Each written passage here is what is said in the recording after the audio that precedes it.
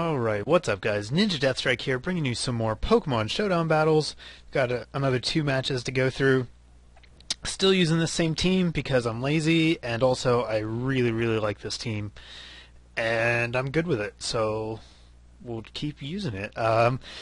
Once Smogon gets the lower tiers figured out, I will probably be venturing down to UU at least. We'll see if how far down I end up, but RU and NU historically have not been my strong suit, so maybe that'll be different. And maybe Umbreon, it probably depends on where he ends up, since I'll almost definitely want to make a team with him. But for this match, let's go ahead and look at the teams. I'm going to be down here at the bottom this time. My opponent is up here at the top, and you'll notice immediately he has a very odd team. It's a rain team, which during the team preview I didn't even realize it. I completely glanced over Politoed. I couldn't get my eyes off of the Masquerain basically, and the bear thing, bear tick with the ice penis. Hey guys, so that's fine. They're not that great, but maybe he'll make them work. The other guys on his team are pretty okay. Like, obviously Politoed and Starmie are good. Toxicroak in 5th gen was really good on rain teams, but without Permarain, he's much worse, since he was a very stally guy. And Manectric, I guess, is fine. Another thing, I totally forgot that Manectric had a Mega Form this gen, so I didn't know why he was there, but obviously that's his Mega, so I didn't know what I was getting into this battle. I had no idea what this team did, and you're going to see a couple times that it really throws me off here in this match. So let's go ahead and get into it. Unsurprisingly, I'm going to lead with Bogart the Sableye because he's an amazing lead.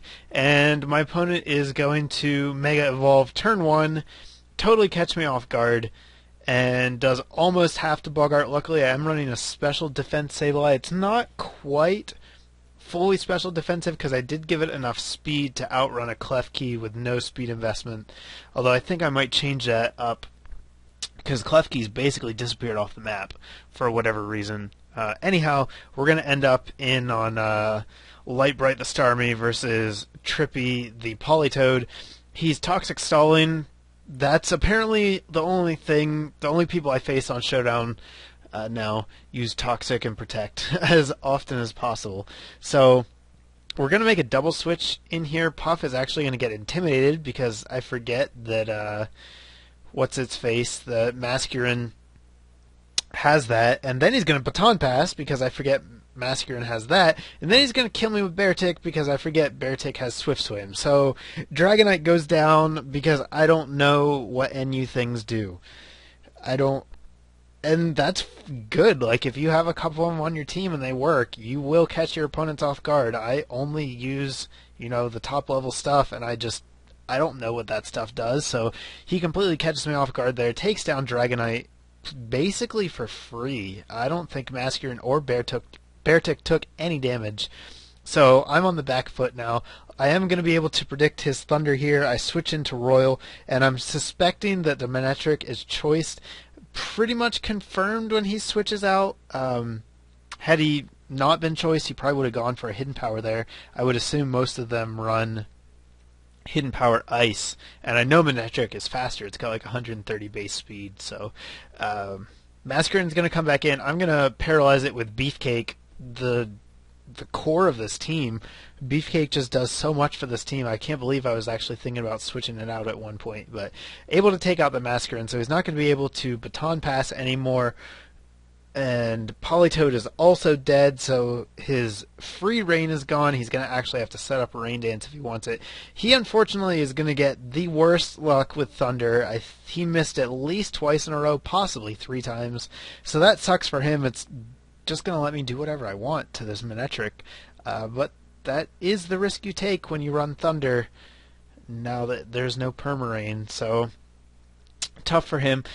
He's going to get the kill here, switch in Starmie. I go into Shadow thinking maybe I can scare him out and keep him from spinning, but like most Starmie, he does have a Psychic move. I always forget because I don't have one on mine. I forget that it's actually pretty standard practice to have a Psychic move on Starmie nowadays. And It is surprising though to see Psychic, because usually they carry the Psyshock, which Gengar would have survived. I'm fairly certain. Maybe not. I don't know. Anyhow, he kills me. So he gets to spin. That's unfortunate. I do still have Royal, so I have a chance to get Rocks up again if I needed it, but I don't think I'm going to now. Without the rain, Beartic's just going to be a slow piece of crap, and I'm going to kill it.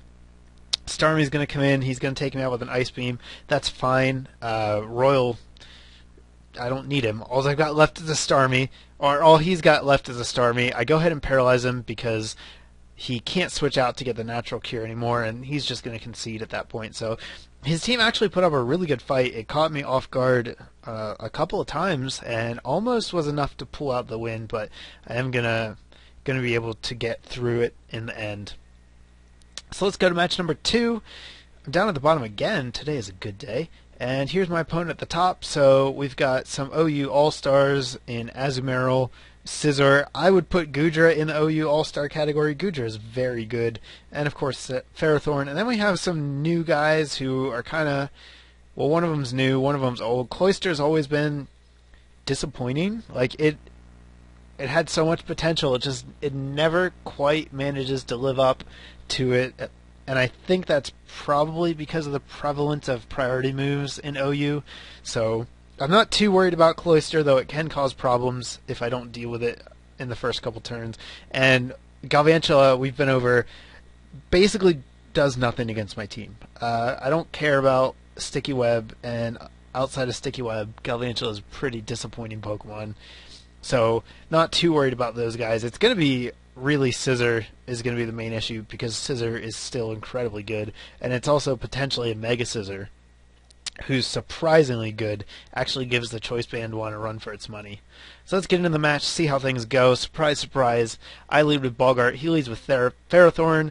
That's perfect. I'm going to taunt you, Ferrothorn. Screw you. And then I'm going to miss my Will-o'-the-Wisp, which happens sometimes. Take a little over half from the, what's it called, Power Whip, which hurts, but it's not too bad. And then I do get the burn the second turn. His taunt is going to end here. I'm probably going to taunt again, yeah, just in case he wants to get cute. I don't want to overpredict. I felt pretty confident in my situation. He's going to switch into Azumarill, who's presumably choice banded. Although the fact that he doesn't flat out kill Starmie makes me think that maybe he's not. He could be Assault Vest. From my experience, choice band Azumarill one-shot Starmie with a Play Rough, but maybe that's not correct. Anyhow, Galvantula comes in. I don't know what it did there, but it let me Sludge Bomb it, so that was fun. And then he is going to attack here with the Thunder. I'm setting up subs, thinking maybe he'll miss. I could also, there's a potential for him to miss with the sub up, or if not, he just kills himself with a Life Orb. So that's what I decided to do.